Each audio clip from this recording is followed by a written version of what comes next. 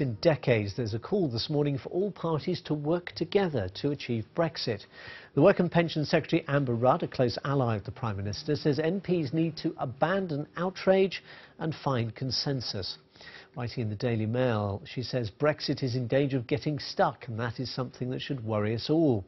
She continues, in order to protect the country from the short and long-term disruption of a no-deal exit, we need to find a plan the majority in Parliament can support.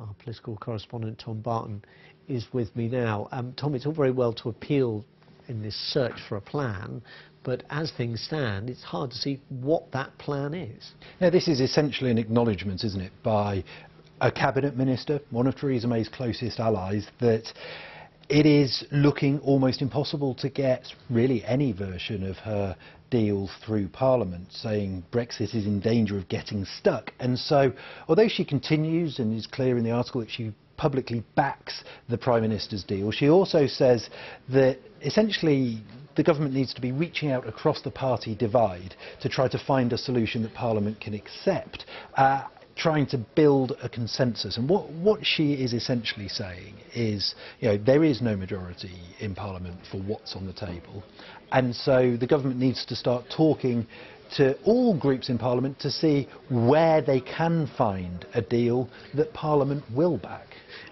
We'll hear from the Foreign Secretary in a moment, who's also been out on the media, but just to kind of pin this down a bit, she is saying then that she backs Theresa May's deal, but effectively acknowledging there's going to be hard, if not impossible, to get that deal through, therefore maybe have a series of votes and different options. Is she saying that in a freelance capacity? Is she speaking on behalf of the Prime Minister? Are we clear about what the message is that's coming out from government? Honestly, no. I understand that Number 10 was aware of the broad content of her article before it was published in the Daily Mail. What I haven't been told is whether or not Number 10 signed that off, whether they're happy with what she was saying. But, that analysis in her article that, this is looking impossible. Well, there's a bit of a disagreement within Cabinet over that today, because we've had on the Today programme this morning the Foreign Secretary Jeremy Hunt saying that in his view it will be possible to get a version at least of the Prime Minister's deal through the Commons. Let's be clear, the deal on the table is what we have, but the thing that the House of Commons will not accept is any risk of us being permanently trapped through the Northern Irish backstop in the customs union. And the reason that, despite all the difficulties of this week, I think it is possible to get this deal through with those guarantees that we need on the backstop. Jeremy Hunt also was clear that he wanted to put pressure on the European Union, saying that there is still a realistic prospect that Parliament won't stop no deal, and he says that's obviously something the UK government doesn't want, but he says many European leaders don't want that either. Tom Barton, thanks very much.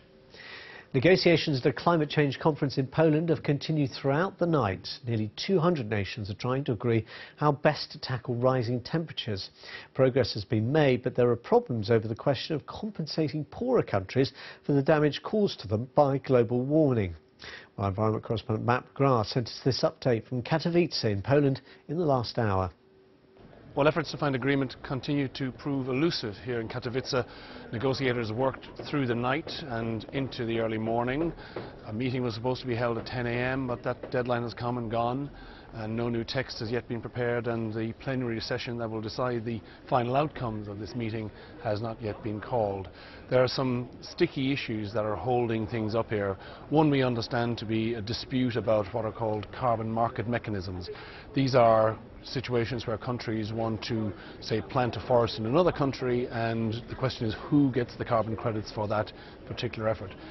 There have been various schemes over the years that have tried to trade carbon credits between different countries, and many of them have been subject to fraud and corruption. So there's quite a lot of concern about that. We're hearing that that issue may actually be kicked forward to next year. If so, that might make the possibility of an agreement here more easily reachable. However, there are many other questions as well. One of the problems here perhaps is that too many issues have been sent to ministers who've come here from all over the world to try and agree these questions. So the likelihood is that those decisions will be, most of them will be made here, some may be kicked forward, and the hope, I think, from all the delegates here is that agreement will be reached in the next few hours.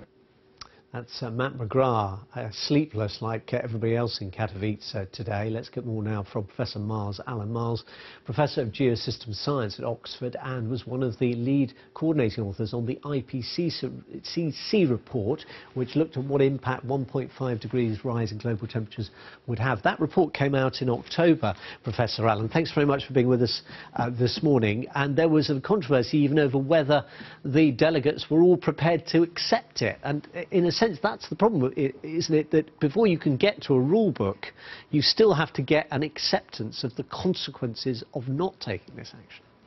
Well, that's right. Although governments have accepted that report, they've all accepted the scientific assessment of what's going on. And one of the key findings, of course, of that report is that we are already feeling the impacts of climate change. And this has opened the question, because the people who are most affected by climate change are typically not those who've been most responsible for causing the problem.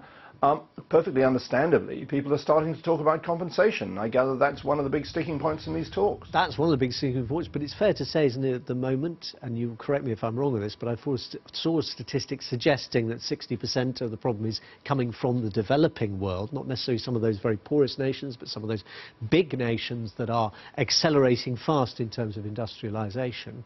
And therefore, it's not enough for the Western countries, United States, other big players to do their bit. It is still going to have to be a global response. Absolutely. I mean, to solve the problem, we need a global solution, so we need all countries to get carbon dioxide emissions to zero. The big compensation question, of course, is a different one. Do countries that are responsible for the bulk of historical emissions, that's, you know, since the beginning of the Industrial Revolution, do those countries have some obligations to other countries that are most affected by the problem?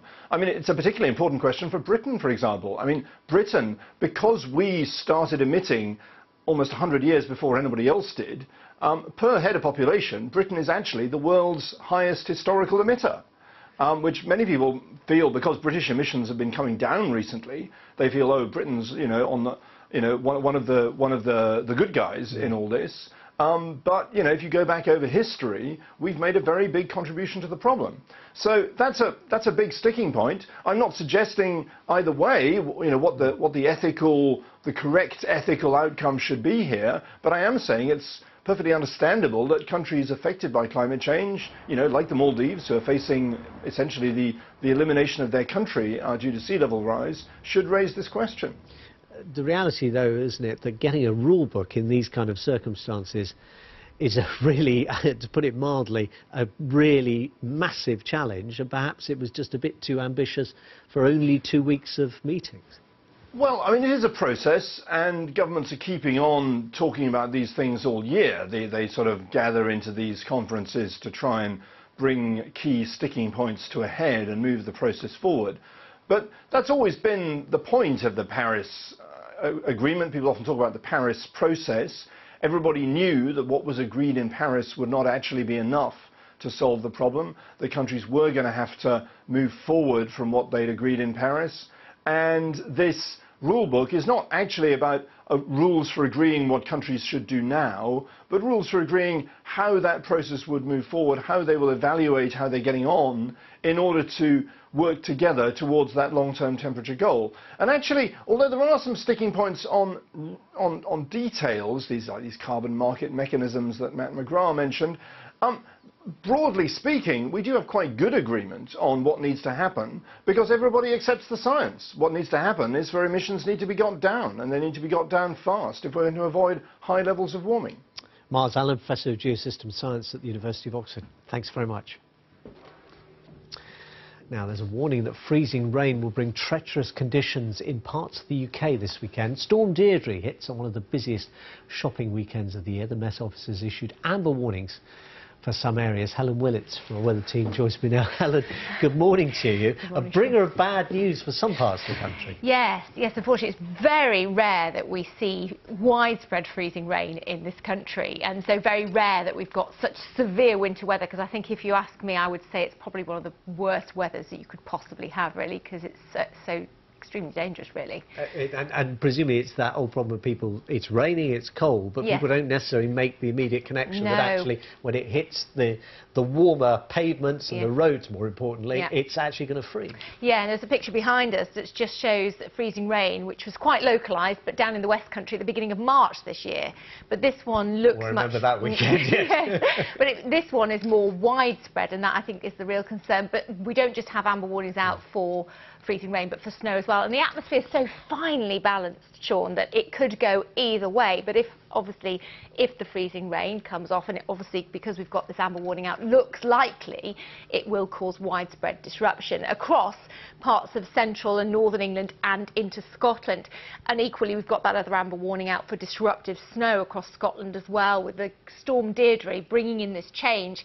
So it's strange, really, but we've had this cold air with us all week, establishing itself. It's kind of sort of stuck over us. Yeah, and a battleground set up. We've had various little weather fronts trying to come in and push the cold air out the way, get the mild air in. Typical winter setup, really. But they haven't had enough momentum. But clearly, we've got Storm Deirdre coming down now, and that has got enough momentum to clear it. But it's in the interim, this transition period today, which is giving us this potential for widespread disruption. So these are the areas, just wanted to show you that, where we're expecting the freezing rain. They're not necessarily just where we'll see it. That's where they think the most widespread disruption will be, the Met Office. But there are yellow warnings out, lesser warnings elsewhere. Either way, I mean, we've got the heavy rain and the strong winds already with us in the west, and we'd be on a normal day saying that's severe weather, but this is just a step up again. And it's a huge chunk of northern England and a large part of Scotland as well affected. And down into central England as well, Yeah. that's right. And a busy day, as you said, Yes. and hitting through this afternoon and this evening when lots of people are out. So I'm going to just tell you a little bit about what freezing rain is, just the dynamics. You've got the snow in the upper atmosphere and the clouds forming,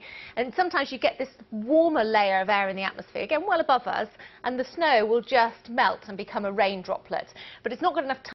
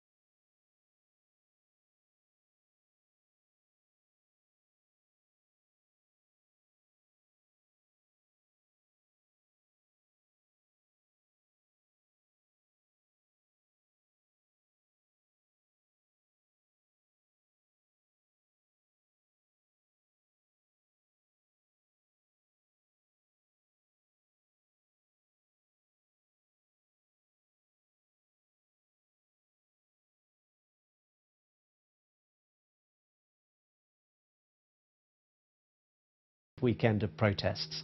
Last weekend in Paris, shops were looted and cars were set alight in the unrest, which was sparked by rises in fuel taxes, but grew into wider protests against President Macron's administration. He's announced reforms he hopes will meet the demonstrators' demands. Well, our Paris correspondent Hugh Schofield gave us this update on what's been happening so far on the streets of the capital.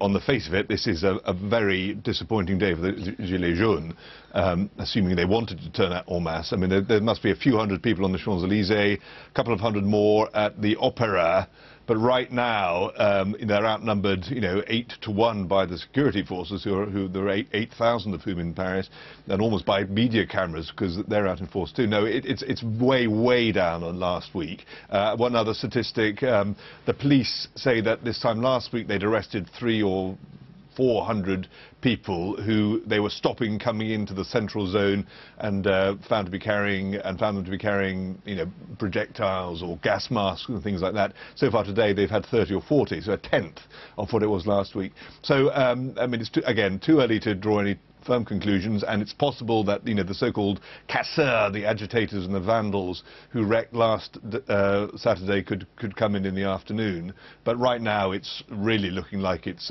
way down on last week. What reception have the proposals President Macron made, the concessions, if you like, what reception have they received? Well, I think the fact that there are so few people out on the streets today is one sign that they've been heeded. It was clear that, in fact, it was clear well before Macron spoke that there are at least two Gilets jaunes movements. There are the moderates and there are the hardliners. The moderates were not impressed, but certainly acknowledged that Macron had made a big step, and it was a big step. I mean, you know, in the context of the man and French politics and economics, what he announced was very significant. It was 10 billion euros that's got to come out of next year's budget and into the pockets of low-paid people. So it was a big step for President Macron. And the moderate part of the Gilets jaunes, I think, reluctantly, and maybe not saying it loudly, but they acknowledge that. And I think it has removed from them the urgency of going out and the energy behind the protests up till now. There are, though, the committed, there are people who are more politically minded, maybe people who are already on the far left or on the far right of French politics who feel that they can keep going, and they're the ones who are turning out today. I don't think the movement as a whole has lost its support, but I think there's a general sense that, you know, what happened last week was significant, and that maybe therefore it is time to pause things, let there be a time for dialogue. That's Hugh Schofield talking to us from Paris a short while ago. Let's have a look at what's happening in the city right now. You've got the protesters singing and chanting, and of course the anti-Macron chants as well.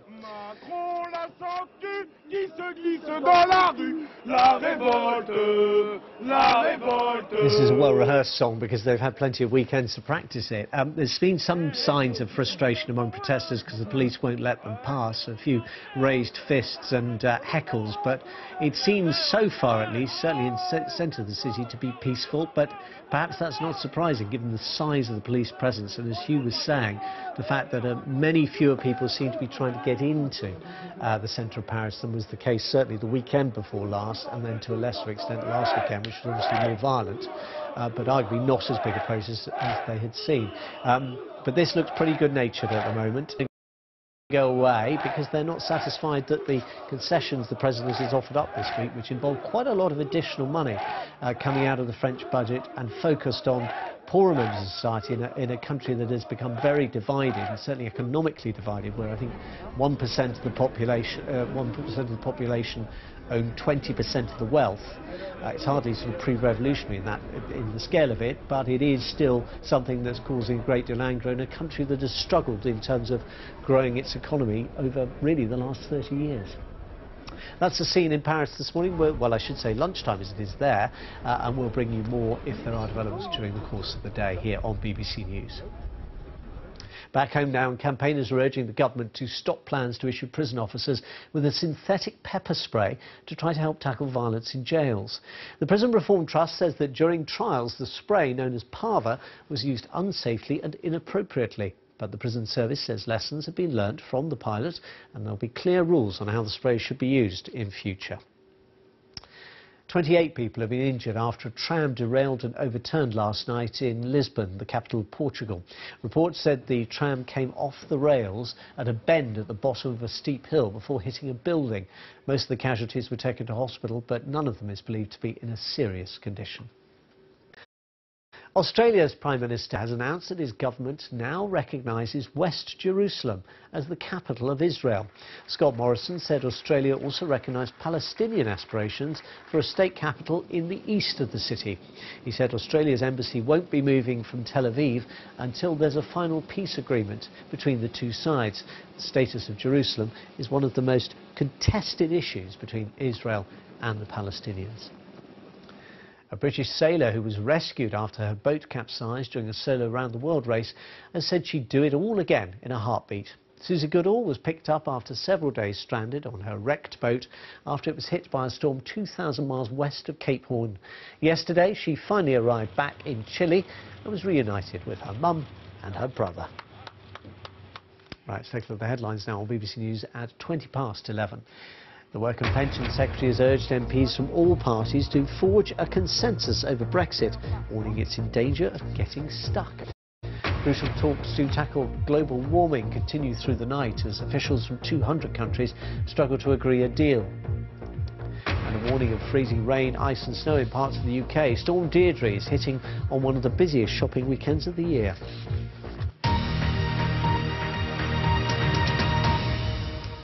Right, those are the headlines. I'll be back with Dateline. Now let's join Mike Bushell at the BBC Sports Centre. Hello again, Mike. Hi again, Sean. Thank you. So we're just over an hour or so away now from the first kick-off in the Premier League this lunchtime. And it's a bit of an unusual feeling for Pep Guardiola as he tries to help his Manchester City team get over a rare defeat last weekend at Chelsea. And they have slipped to second in the Premier League. But with Liverpool playing tomorrow, City can return to the top today. And they hope to have striker Sergio Aguero back for their match against Everton. He could be fit again after missing the last 4 games with a groin injury. His manager is also keen to make sure that his players don't get too distracted in the coming weeks, not just by his Christmas jumper, but all of the festive trimmings. Of course, now it's Christmas time is here, and the people, you know, everybody on holidays, the kids in the school, out of the school at home, and families come back at home and have the tendency to, you know, to enjoy the Christmas times, and it's the toughest part of the season in terms of the opponent results and so on. So try to be focused, keep focused. Now England's men are hoping to reach the World Cup hockey final for the first time since 1986. They're playing Belgium in their semi in India, where they're into the third quarter now. And look at this, England need a big turnaround in the second half, or this third quarter and the fourth, because they find themselves at the moment 2-0 down. Could the use of the whip be banned in horse racing within the next few years? Well, the BBC understands that senior figures are preparing for that possibility, with tougher penalties in big races likely to be introduced to improve public image of racehorses' welfare. There's lots of racing coming up then over the festive season. This, I'm sure, will be a talking point. A new penalty structure for overuse of the whip will be announced next month. No suggestion of that in these pictures from Bangor-on-Dee yesterday, but Paul Struthers from the Professional Jockeys Association says it won't make a blind bit of difference to horse welfare. Racing insiders like him point to research that shows modern air-cushioned whips do not hurt the horses, but concede there is a perception over their use. Antonio Felix da Costa will start on pole for today's first Formula E race of the season. 2 of the practice sessions had to be cancelled because of rain in Saudi Arabia.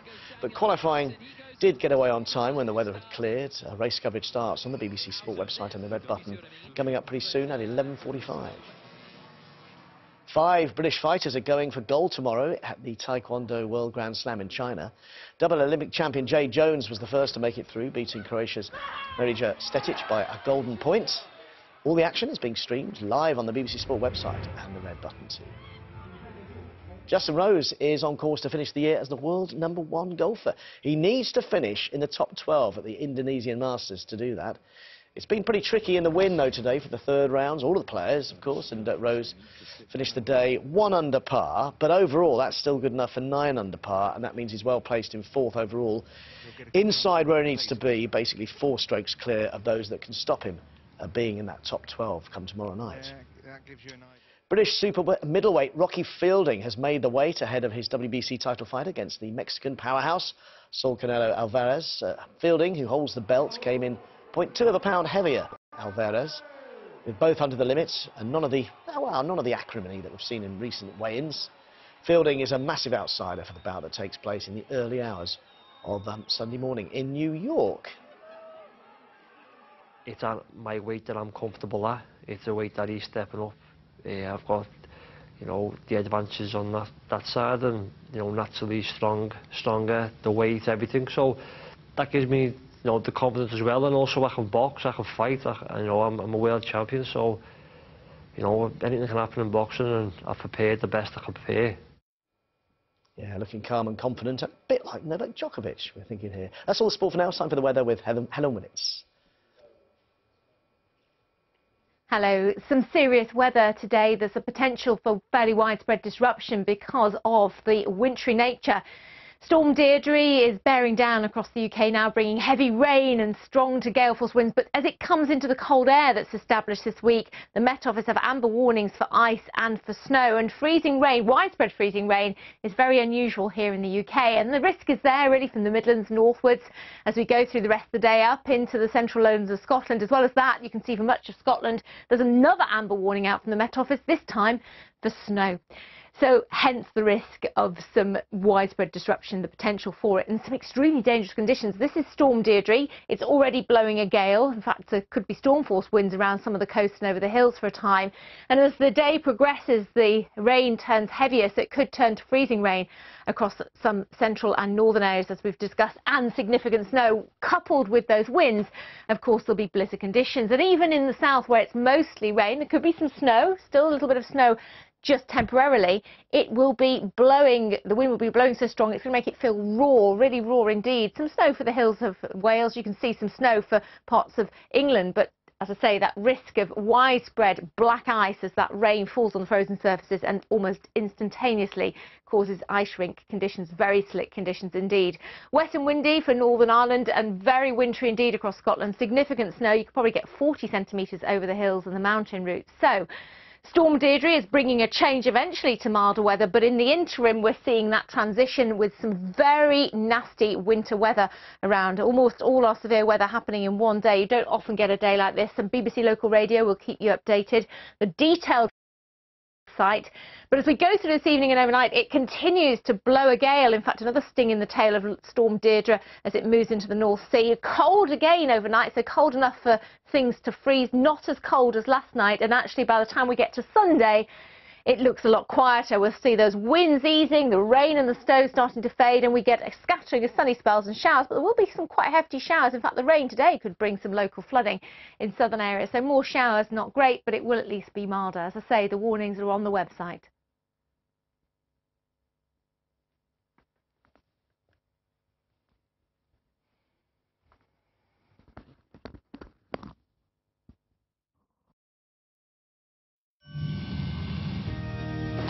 One set of glistening little eyes looking up. We're being swallowed by giant luminous jellyfish.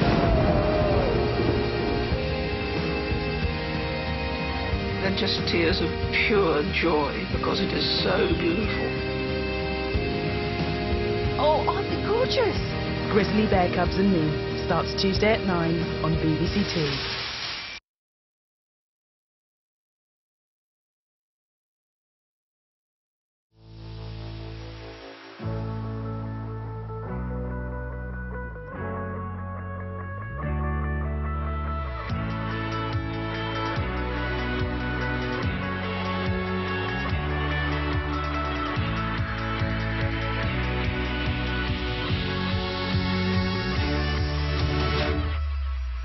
The moments that defined the year. Review 2018, all next week on the BBC News Channel.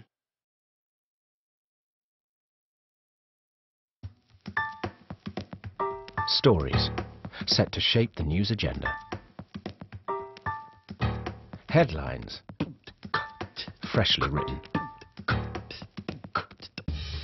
Original perspectives on the day's unfolding narratives.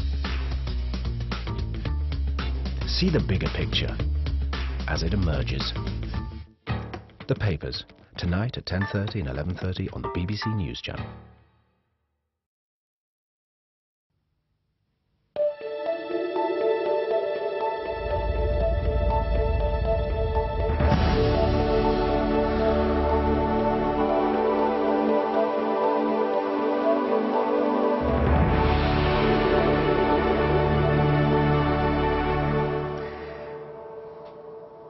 Hello and welcome to Dateline London, the programme which pitches some of the UK's leading columnists against the foreign correspondents who file stories for the folks back home with the Dateline London. This week, Theresa May's MPs decide her career can die another day after the Prime Minister reaches the same conclusion about her own Brexit deal.